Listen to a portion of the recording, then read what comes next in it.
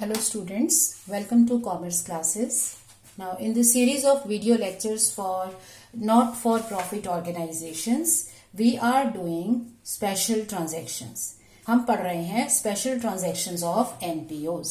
इस series में हमारी next transaction है sports material. Sports material का मतलब है कि जो स्पोर्ट्स की चीजें हैं like bat, ball, rackets etcetera, ये मटेरियल नॉर्मली जो हमारे रिक्रिएशनल ऑर्गेनाइजेशंस हैं, स्पोर्ट्स क्लब्स हैं, इनमें होती हैं. So what type of transactions do we have, क्योंकि हम क्या पढ़ रहे हैं कि इनके ट्रांजैक्शंस को फाइनल अकाउंट्स में कैसे रिकॉर्ड करना है. So we need to know what type of transactions are there. So sports material, अगर आप इसे पॉज करके सोचो कि स्पोर्ट्स मटेरियल से रिलेटेड क्या क्या इंफॉर्मेशन हो सकती है या क्या ट्रांजैक्शंस हो सकती हैं. नंबर 1 हमें दिया होगा बैलेंसेस, कि स्पोर्ट्स मटेरियल का बैलेंस कितना है, शुरू में कितना था, एंड में कितना है. स्पोर्ट्स मटेरियल का फिर से एक बार समझो. स्पोर्ट्स मटेरियल मतलब बैट, बॉल, नेट, इसके अलावा आपके रैकेट्स हो गए, then you have shuttlecock और you have football. So different type of materials are there. अब जब इसमें क्लब्स में ये स्टूडेंट्स या बच्चे जाते हैं या लोग जाते हैं, इस मटेरियल को यूज करते हैं, इन चीजों को यूज कर रहे हैं, इनसे प्ले कर रहे हैं, तो ये धीरे धीरे खराब होती जाती हैं. And they are so many, ये खराब हो जाएंगी. At the end of the year हम मेजर कर लेते हैं कि ओके ये सब वेस्ट था, इसको बेच दो, चाहे इसे रद्दी में बेचो, कबाड़ी को बेचो, या बिल्कुल खत्म हो गया इसको फेंक दो, और जो बाकी बच गया जो ठीक सामान है वो हम नेक्स्ट ईयर कंटिन्यू करेंगे. सो बैलेंसेस होते हैं हमारे पास इनके, कि शुरू में कितना बैलेंस था, एंड में कितना बैलेंस है. सेकेंडली, क्योंकि हमने स्पोर्ट्स मटेरियल परचेज किए हैं थ्रू आउट द ईयर, तो उसके आउटस्टैंडिंग अमाउंट हो सकते हैं, परचेज कर लिया, पे नहीं किया, कम किया, क्रेडिटर हो सकते हैं, एडवांस पेमेंट भी हो सकती है. अपार्ट फ्रॉम दैट, जो हमने मटेरियल्स परचेज किए कैश में या क्रेडिट में, कैश तो एज इट इज होगा, क्रेडिट परचेज के लिए हमें पेमेंट दे रखी होगी. So either purchase of sports material और पेमेंट ऑफ स्पोर्ट्स मटेरियल दे रखा होगा. थर्डली, हमें क्या दे रखा होगा, जो पुराना मटेरियल है, ओल्ड स्पोर्ट्स मटेरियल है, जो हमने सेल कर दिया. सेल हम दो तरह से करते हैं. एक तो ये है कि जंक है, बिल्कुल खत्म हो गया, कबाड़ी को दे दिया, सोल्ड एज अ जंक, तो उसकी कोई वैल्यू नहीं है बुक्स में, वो एज इट इज सेल हो रहा है. दूसरा ये है कि कुछ बुक्स में वैल्यू है. मान लीजिए आपके पास एक कैरम बोर्ड था या आपके पास पूल टेबल थी, ठीक है, वो बुक्स में किसी वैल्यू पे थी. लास्ट ईयर आपने इसको मेजर किया था, पूल टेबल की वैल्यू थी से 500 रुपीज. अब इस साल आपको लग रहा है कि ये अब इतनी प्रेजेंटेबल नहीं है, अच्छी नहीं है, इसको बेच देते हैं और हम एक नई चीज खरीद लेते हैं. सो अब जो आप चीज बेच रहे हो वो बिल्कुल जंक नहीं है, उसकी कुछ बुक वैल्यू है. सो सेल दो तरह से हो सकती है, एज अ जंक भी हो सकती है. जंक का मतलब होता है कि हम उसको ऑलरेडी राइट ऑफ कर चुके हैं, बुक्स में नहीं है वो. दूसरा ये है कि जो सेल की है उसकी कुछ बुक वैल्यू है. सो हमारे पास हो गई परचेज की ट्रांजैक्शन, सेल की ट्रांजैक्शन और बैलेंसेस. सो इन्हें कैसे लेंगे, पहले हम डील करते हैं इसे सेल से. अब जो सेल हमने एज अ जंक ली है, अगर कोई जंक प्रोडक्ट हमने बेच दिया जिसकी कोई वैल्यू ही नहीं है, तो जो टोटल सेल प्राइस है वही हमारा मान लिया जाएगा कि ये हमारी इनकम है. So when we sell old materials, so sale of old sports material, तो अगर आपने इसे एज अ जंक बेचा है तो ये हमारा आ जाएगा फुल सेलिंग प्राइस पे. पूरा प्राइस जो है वही हमारा प्रॉफिट है, क्योंकि इसकी तो कोई वैल्यू ही नहीं थी हमारे लिए, तो ये जंक हो चुका था, वैल्यूलेस था, इसकी कोई वैल्यू नहीं थी बुक्स में. सो पूरा सेलिंग प्राइस हमारा प्रॉफिट है.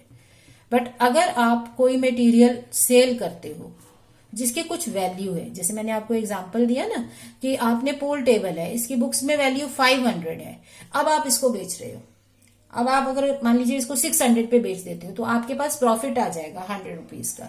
So selling price minus book value. अगर सेलिंग प्राइस ज्यादा है तो हमारे पास आ जाएगा प्रॉफिट. और इसका ऑपोजिट क्या है, if you are able to sell it at some lesser price, तो ये इसी से रिलेटेड है. Loss on sale of old sports material. With a book value, जिसकी बुक वैल्यू है, तो बुक वैल्यू में से सेलिंग प्राइस माइनस करेंगे, लॉस आ जाएगा। तो इन दोनों में से एक ही चीज आएगी, या प्रॉफिट होगा या लॉस होगा, बट ये तब होगा जब बुक वैल्यू है। लेकिन अगर बिल्कुल जंक है, जिसकी कोई वैल्यू नहीं है, तो वो पूरा सेलिंग प्राइस ही प्रॉफिट है। क्यों? क्योंकि जब वैल्यू जीरो है, बुक वैल्यू जीरो है, तो आप इसी फॉर्मूले से चलो ना, सेलिंग प्राइस आपको मिल गई, कुछ तो आपको मिला, कबाड़ी से मिल गया, 100 रुपए मिले, बट बुक्स में तो जीरो थी, तो पूरा ही प्रॉफिट है। सो अगर जंक बेच रहे हैं तो पूरा सेलिंग प्राइस ही हमारा प्रॉफिट हो जाता है। बट अगर कुछ बुक वैल्यू है तो हम डिफरेंस करते हैं, सेलिंग प्राइस ज्यादा है तो प्रॉफिट है, प्रॉफिट इनकम में आता है, और अगर सेलिंग प्राइस कम है तो लॉस है, बुक वैल्यू ज्यादा है तो जो डिफरेंस है वो लॉस है, वो यहाँ आ जाएगा।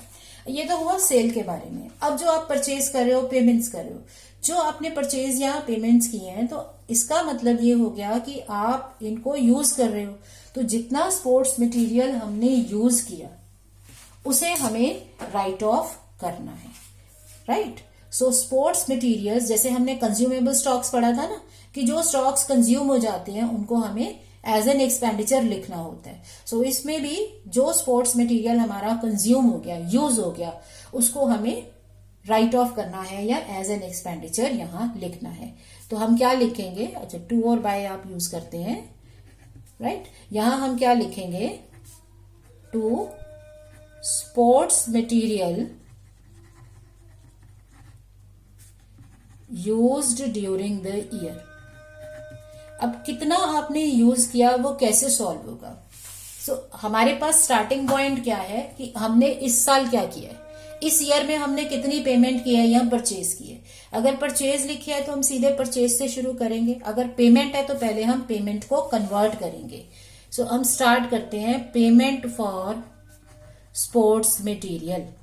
स्पोर्ट्स मटेरियल के लिए कितनी पेमेंट की, ये है पेमेंट। पेमेंट को हमें पहले कैश बेसिस हो गई ना ये, इसको पहले हमें अक्रूवल में चेंज करना है। तो अक्रूवल में चेंज करने का मतलब होता है आउटस्टैंडिंग और प्री पेमेंट्स हमें इसमें एडजस्ट करनी है। अगर हमें दे रखा है आउटस्टैंडिंग फॉर स्पोर्ट्स मटेरियल, जिसे हम कह सकते हैं creditors for sports material in the beginning of the year. तो अगर आपके पास बिगिनिंग में क्रेडिटर्स हैं, तो बिगिनिंग का मतलब है कि ये अमाउंट जो हम पे कर रहे हैं वो पिछले साल से बिलोंग करता है। So anything belonging to last year will be subtracted, इसे लिखेंगे लेस, और ऐड कर देंगे हम creditors for sports material at the end of the year. अगर एंड में स्पोर्ट्स मटेरियल के क्रेडिटर है, इसका मतलब हमने इस ईयर में खरीदा और पे नहीं किया, तभी क्रेडिटर एंड में बच रहे हैं ना। क्रेडिटर एंड में बचने का मतलब है कि हमने इस ईयर में खरीदा और पेमेंट नहीं कर पाए। जो क्रेडिटर हमारे बच गए वो इस ईयर से बिलोंग करते हैं, वो ऐड कर देंगे। सिमिलरली हमारे पास हो सकता है advance payment for sports material in the beginning. अगर आपकी बिगनिंग में, इस ईयर के बिगनिंग में कुछ एडवांस पेमेंट है, इसका मतलब ये हमने पेमेंट कब की होगी? Last year. अगर हमने लास्ट ईयर कुछ पे कर दिया तो वो किस ईयर के लिए पे किया होगा? Last year. अगर आप कह रहे हो मैंने लास्ट ईयर कुछ एडवांस में पे किया है, तो वो सर्टनली इस ईयर के लिए पे किए। क्योंकि ये एडवांस पेमेंट बिगनिंग की है तो ये करंट ईयर से बिलोंग करती है, इसे ऐड करेंगे। और अगर हमारे पास एडवांस पेमेंट एंड में है, तो एंड में एडवांस पेमेंट का मतलब है कि इस ईयर में एडवांस पे किया है। तो अगर मैं इस ईयर में बोलती हूं कि मैंने एडवांस पेमेंट की है, तो मैंने किस ईयर के लिए की है? लॉजिकली स्पीकिंग, अगर मैं इस साल एडवांस पेमेंट कर रहा हूं तो सर्टनली वो मैं इस साल के लिए नहीं कर रहा, फिर मैं एडवांस क्यों बोलूंगा? एडवांस मैं बोल रही हूं क्योंकि मैंने इस ईयर के लिए नहीं, नेक्स्ट ईयर के लिए की है। जो advance payment eight the and होता है वो नेक्स्ट ईयर से बिलोंग करता है, तो ये माइनस हो जाता है। ये मुझे दे देगा credit purchase of sports material, इसे मैं शॉर्ट फॉर्म में एसएम लिख रही हूं। ये आ गई क्रेडिट परचेज कि इतना स्पोर्ट्स मटेरियल मैंने खरीदा। इसमें कैश परचेज और ऐड करो तो टोटल परचेज आ जाएगी। ये मेरे पास है टोटल जो मैंने बाय किया है। टोटल परचेज आ गई। अब इस परचेज को कैन वी से कि ये हमने पूरी कंज्यूम कर ली या यूज कर ली? नो। क्योंकि इसमें कुछ स्टॉक्स बच जाएंगे। It is as simple as saying, आप एक सिंपल लॉजिकल चीज सोचो अपने एक्सपीरियंस से। आप एक ईयर में, मान लीजिए एक मंथ में, छोटी टर्म ले लेते हैं, suppose you buy 5 pens. Now do you think कि तुमने 5 पेन्स यूज कर लिए मंथ में? You must be having some pens left from the last month, वो भी यूज करोगे।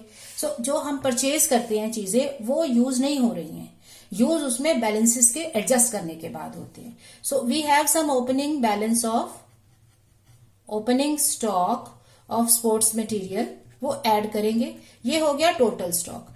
अब इस टोटल स्टॉक में से कुछ पार्ट तो बिका भी है, कुछ बुक वैल्यू बिक भी गई है और कुछ बच भी गई है। So less book value of sports material sold. अगर कोई ऐसा मटेरियल बेचा है जिसके कुछ बुक वैल्यू थी, तो वो यूज नहीं हुआ, वो तो बिक गया। सिमिलरली अगर हमने कुछ क्लोजिंग स्टॉक बचा लिया, तो वो भी हमारा माइनस हो जाएगा। So this will give us sports materials consumed during the year. So कैसे हमने स्टार्टिंग पॉइंट लिया, पेमेंट से शुरू किया, पेमेंट को पहले कन्वर्ट किया परचेज में, फिर कैश परचेज ऐड करके टोटल परचेज सॉल्व किया। अब इसमें हमें एडजस्ट करना है plus opening stock minus closing stock minus book value of asset sold. So जो एसेट हमारी बिक गई है वो माइनस हो जाएगी। इससे आ जाएगा stocks consumed during the year. So फिर से सुन लो कैसे हमें रिकॉर्डिंग करनी है। सेल अगर कर रहे हैं तो सेल या तो हमें देगी प्रॉफिट या लॉस। प्रॉफिट है तो क्रेडिट में, लॉस है तो डेबिट में। प्रॉफिट में याद रखो, जंक बेच रहे हो तो पूरा प्राइस ही प्रॉफिट है, बट अगर कुछ बुक वैल्यू है तो बुक वैल्यू से कंपेयर करके प्रॉफिट और लॉस सॉल्व होगा। बट ये फैक्ट है कि जब बुक वैल्यू होती है तो यहाँ प्रॉफिट आता है, यहाँ लॉस आता है, one of these two. Secondly जो हमने परचेज किया स्पोर्ट्स मटेरियल, उससे हमें sports material use during the year solve करने हैं। तो उसके लिए हम क्या करेंगे, we'll start with the payments. Payment को कन्वर्ट करेंगे पहले परचेज में, पेमेंट से परचेज कन्वर्ट हो गई, फिर इसमें कैश परचेज ऐड की, टोटल परचेज आ गई। टोटल परचेज में से जो स्टॉक हमारा शुरू में था वो ऐड कर देंगे, क्लोजिंग स्टॉक और सेल को माइनस करेंगे, that will give us stocks consumed during the year. So अब हमें इसको एग्जाम्पल से समझेंगे so that we can understand कि हम कैसे वर्किंग करें, कैसे रिकॉर्डिंग करेंगे। So we'll start with a simple example. एक सिंपल एग्जाम्पल से हम शुरू कर रहे हैं और उसको आगे कंटिन्यू करेंगे, राइट। सो पहले थोड़ी एडजस्टमेंट्स वाला क्वेश्चन ले रहे हैं। How will you deal with the following in the final accounts. Final accounts का मतलब होता है income and expenditure account and balance sheet. So we are given balance sheet extract on 1st April 2017, तो ये old balance sheet हो गई। Creditors दे रखे हैं, स्टॉक दे रखा है। Then we are given receipts and payment account, we are given payment, we are given sale, then sports material at the end. फिर नेक्स्ट क्वेश्चन, तो ये यहाँ पे खत्म हो गया। Now we need to put every information at its right place. वो कैसे होगी, जब हम सारी इंफॉर्मेशन अपने दिमाग में बैठाएंगे। अब आप ये सोचो, दो ट्रांजैक्शंस है, परचेज और सेल की। सेल दे रखी है, बुक वैल्यू नहीं गिवन, इसका मतलब ये जंक है। So when I am making income and expenditure account,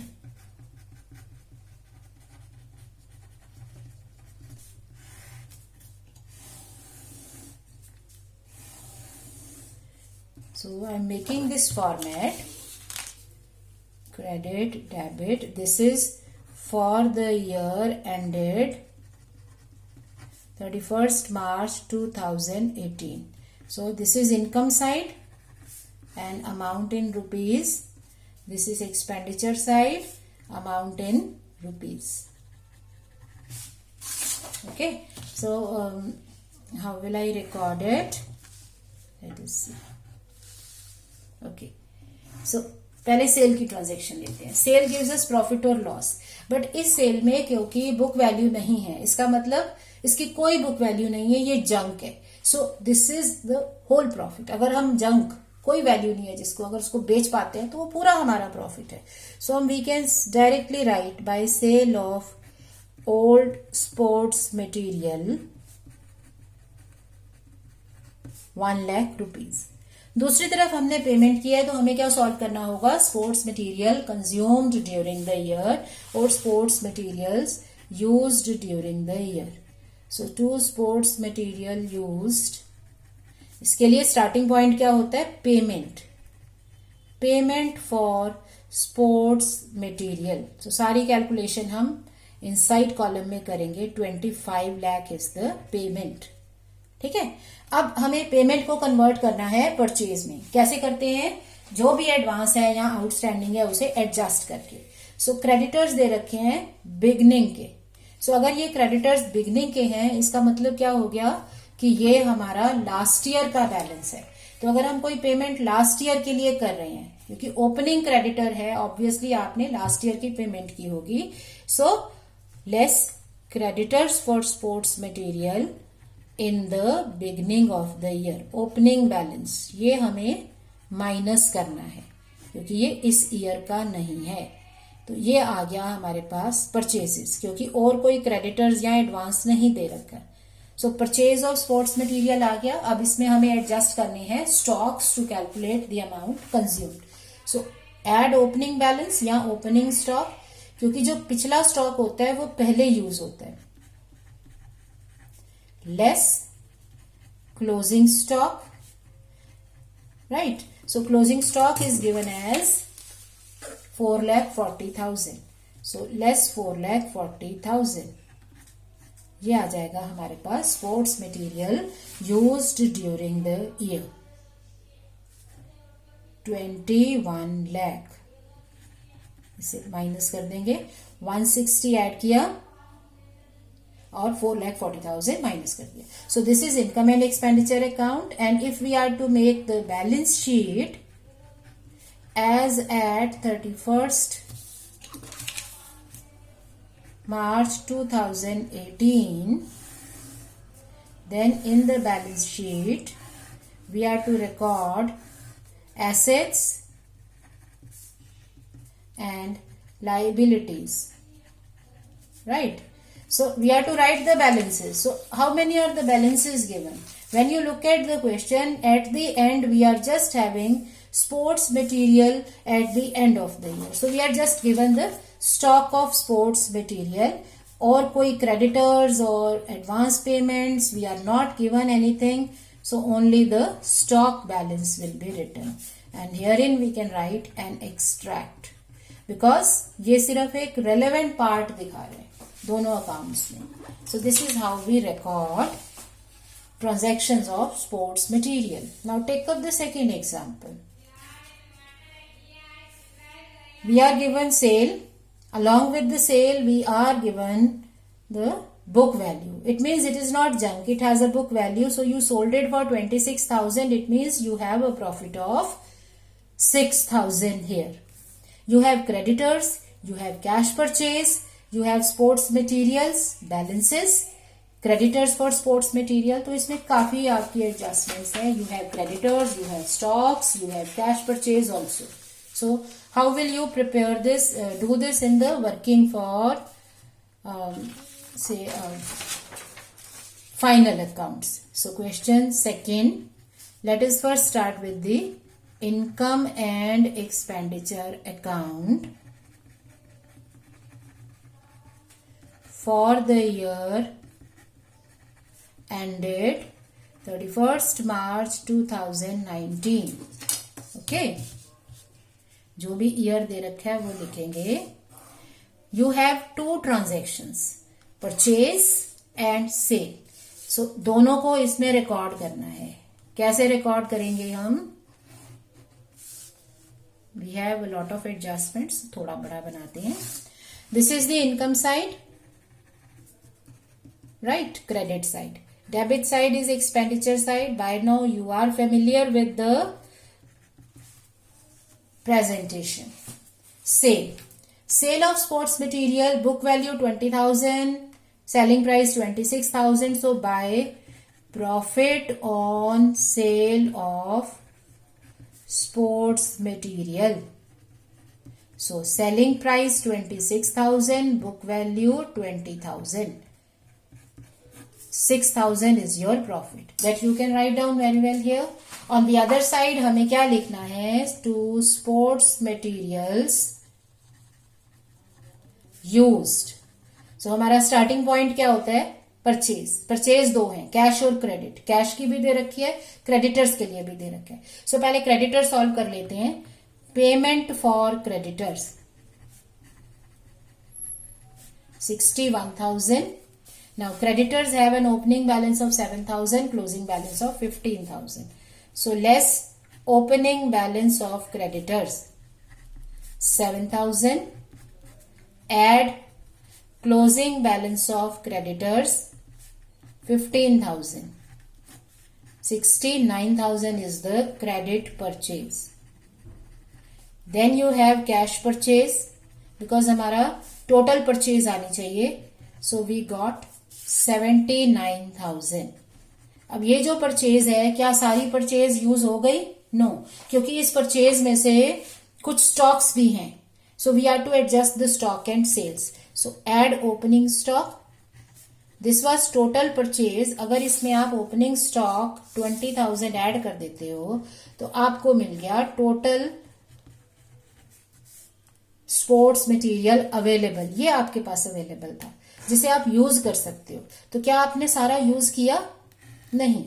you had a closing stock. कुछ स्टॉक आपके पास अभी भी बच गया है और कुछ स्टॉक आपने सेल कर दिया है. सो जो आपने सेल कर दिया बुक वैल्यू, वो बुक वैल्यू खत्म हो गई, वो अब बचेगा नहीं, वो यूज नहीं हुआ, वो बिक गया. So out of 99,000 of total stock 25,000 आपके पास अभी भी अवेलेबल है और 20,000 रुपीज बुक वैल्यू आपने बेच दी, सेल कर दी. सो कंजम्पशन बची 54,000. Likewise when you make balance sheet as at 31st March 2019 and extract, सबके साथ हमें लिखना होगा and extract, right? So taking up liabilities and amount, assets and amounts. So assets में क्या आ जाएगा? Stock of sports material. दो बैलेंसेस दे रखे थे, एक था stock of sports material closing stock और एक था creditors for sports material. So creditors is a liability, वो liability में आ जाएगा. 15,000 stock आ जाएगा asset में. So this is how we deal with the stock, consumable stocks or sports material. Taking up the last example, we need to understand these because ये base बनेगा हमारे full questions का. We are very near to that. You might be wondering कि इतने videos हो गए और अभी हमने कोई full fledged question नहीं किया. Reason is we are making the base. अगर हमारी foundation strong है तो हमारा जो question है, जो building है, वो अच्छी बनेगी. So आपको अपनी foundation strong करनी है. Now we are to show this. Stock दे रखा है, क्रेडिटर्स भी है, एडवांस भी है. Some of you might be wondering कि ऐसा कैसे हो सकता है. ऐसा इस तरह से हो सकता है कि हम डिफरेंट लोगों से चीजें खरीद रहे हैं. One type of sports material purchase from one trader, another type of sports material purchase from another trader. So किसी को एडवांस दे रखे हैं, किसी से क्रेडिट में ले रखा है, तो क्रेडिटर्स और एडवांस इकट्ठे आ सकते हैं.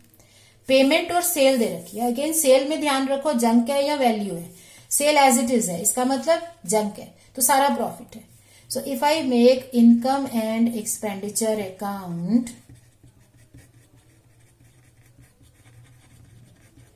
For the year ended 31st March 2020, मेरा closing.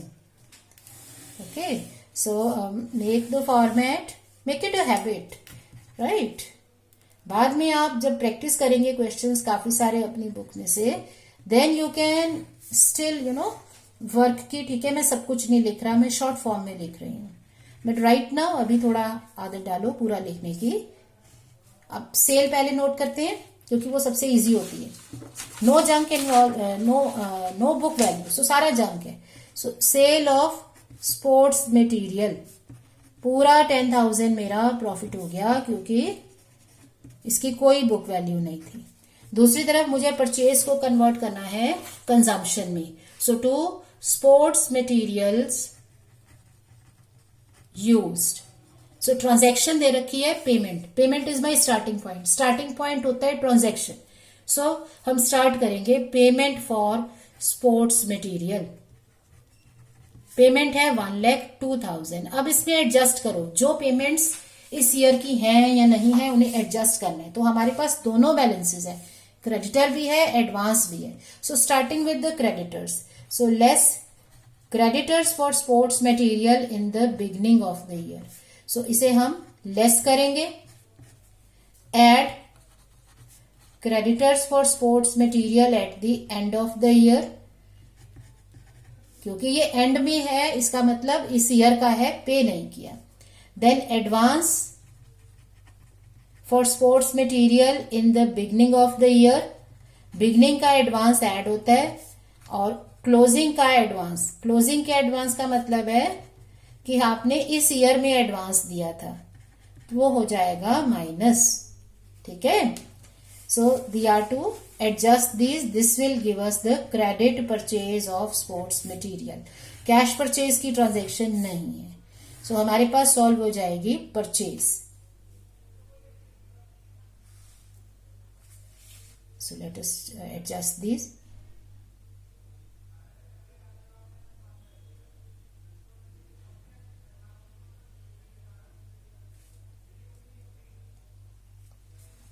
Okay, so let us just take this 1,02,000 less 9,800, 7,200, 11,000, 19,000.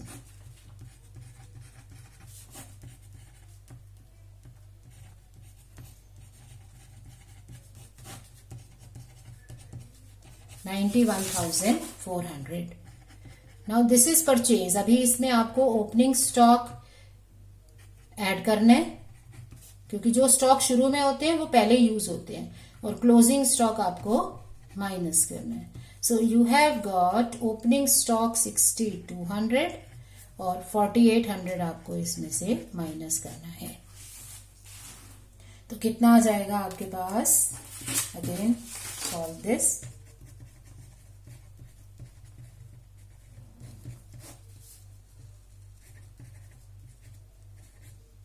$97,600 minus 4,800, so 92,800. So this is the extract of income and expenditure account. Then second part is balance sheet. Now in the balance sheet we are to report the balances. Since we are given 3 balances, so ये तीनों balances इसमें लिखे जाएंगे। Balance of stock, balance of creditors and balance of advance. But consider the nature. Stock of sports material is your asset, definitely. ठीक है ना? So it will come here, closing balance 4,800. Now looking at the creditors. Creditors का मतलब आपने sports material buy किया but you did not pay, you could not pay. So ये आपकी liability आ गई, creditors at the end 7,200. And advance payment for sports material. तो advance payment कैसे होगी? आपका asset, so 19,000 as an asset. So this is how the amounts will appear. So जब भी हमें स्पोर्ट्स मटेरियल की ट्रांजैक्शंस दे रखी हैं, ट्रांजैक्शंस हैं सेल और पेमेंट, सेल जाएगी प्रॉफिट और लॉस में कन्वर्ट होके इनकम साइड में, और परचेज को कन्वर्ट करोगे, पेमेंट को कन्वर्ट करोगे stocks use during the year. So you may have many adjustments, वो सारी एडजस्ट करके कंजम्पशन और सारे बैलेंसेस आते हैं बैलेंस शीट में, right? So this is how we deal with the sports material. Thank you.